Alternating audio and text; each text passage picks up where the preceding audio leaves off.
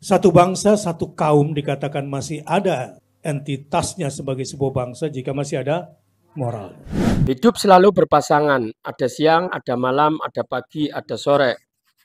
Dalam demokrasi pun kita dihibur atau diberi pengetahuan, ada yang melanggar etik, ada yang semangat mengedepankan etik. Pelakunya pun ada.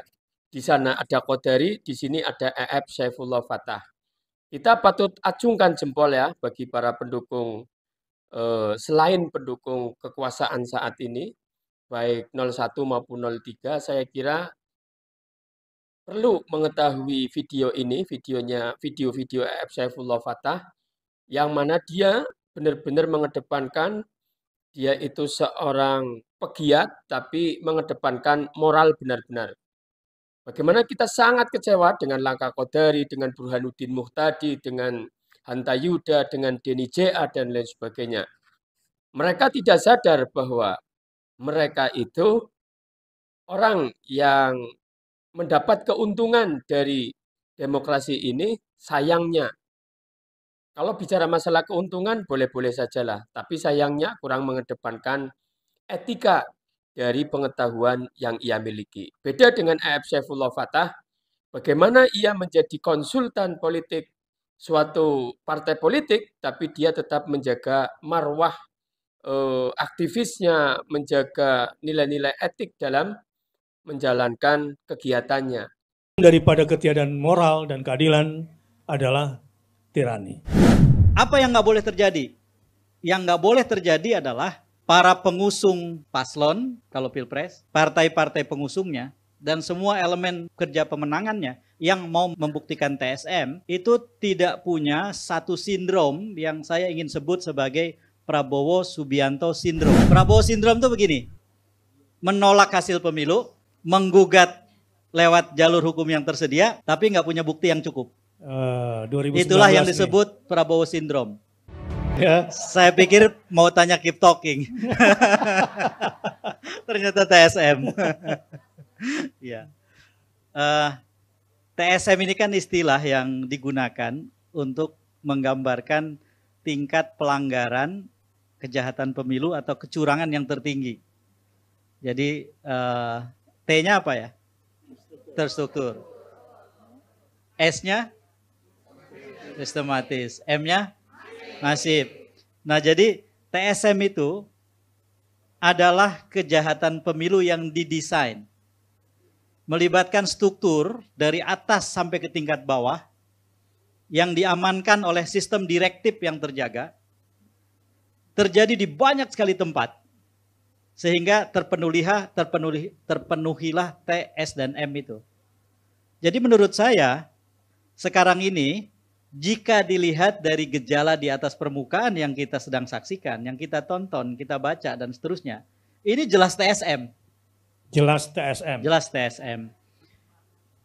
Tetapi yang kemudian diperlukan sekarang adalah tantangan untuk membuat kesimpulan di atas permukaan itu terverifikasi, tervalidasi. Apa yang nggak boleh terjadi? Yang nggak boleh terjadi adalah para pengusung paslon, kalau pilpres, partai-partai pengusungnya, dan semua elemen kerja pemenangannya yang mau membuktikan TSM, itu tidak punya satu sindrom yang saya ingin sebut sebagai Prabowo Subianto Sindrom. Wow. Tajam nih, dalam nih. Prabowo sindrom lah kira-kira, Iya, TSM sindrom ya. Prabowo Sindrom itu begini, menolak hasil pemilu, menggugat lewat jalur hukum yang tersedia, tapi nggak punya bukti yang cukup. 2019 Itulah yang disebut nih Prabowo Sindrom. 01, 03 itu nggak boleh punya sindrom itu. Sekarang kita menunggu pembuktian bahwa mereka memang punya kekuatan yang sama terstrukturnya, yang sama sistematisnya, yang sama masifnya untuk membuktikan TSM itu memang terjadi. Tidak mudah ya memilih pilihan apa yang dipilih oleh EF Saifullah Fatah. Bagaimana teman-temannya bergelimangan harta dengan bergelimangan upah, tapi EF Saifullah Fatah berani mengedepankan nilai-nilai idealisme dan etika. Oleh karena itu, kita para pendukung Anies Muhaimin tidak usah khawatir bahwa kita masih ada barisan yang mengedepankan etika dan idealisme. Jangan sedih dengan jumlah kita yang sedikit, tapi banggalah kita jika kita termasuk orang-orang yang menggaungkan nilai-nilai etika. Syukuran yang terburu-buru. Kita belum selesai melawan ini. Masih panjang jalan kita melawan dan masih banyak jalan yang mau kita ambil. Dan semua jalan itu mulia insya Allah. Dan semua jalan itu adalah jalan untuk menegakkan hak kita. Bukan untuk merusak hak orang lain. Apalagi untuk merusak haknya Jokowi sebagai presiden. Gak ada cerita. Kita gak punya niat itu.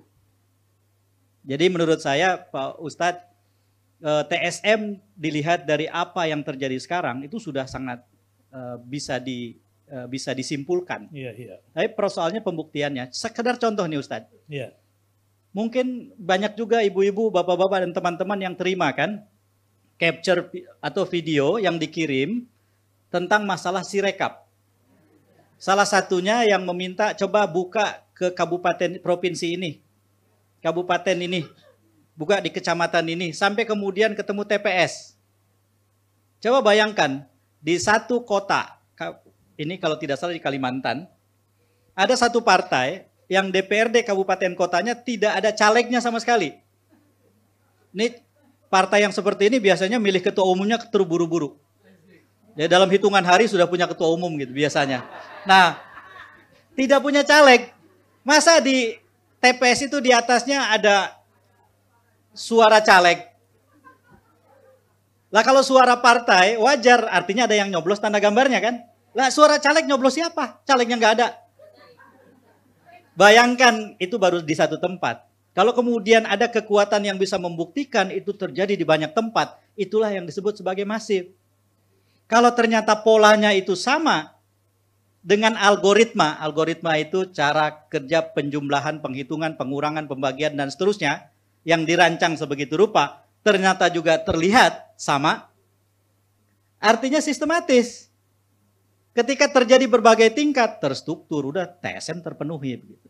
Jadi sekarang ini sebetulnya adalah tantangan bagaimana pelaku kontestasi, mereka yang berkompetisi, punya kekuatan atau enggak untuk melawan. Dan kita doakan bahwa ada kekuatan untuk melawan itu.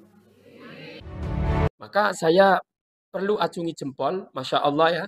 Bukan kita itu mau berusaha mendewa-dewakan, enggak. Saat ini adalah memang hanya EF Saifullah Fatah yang saya tahu ya, lembaga survei, tapi dia itu mengedepankan etika, tidak serta-merta menghalalkan segala cara.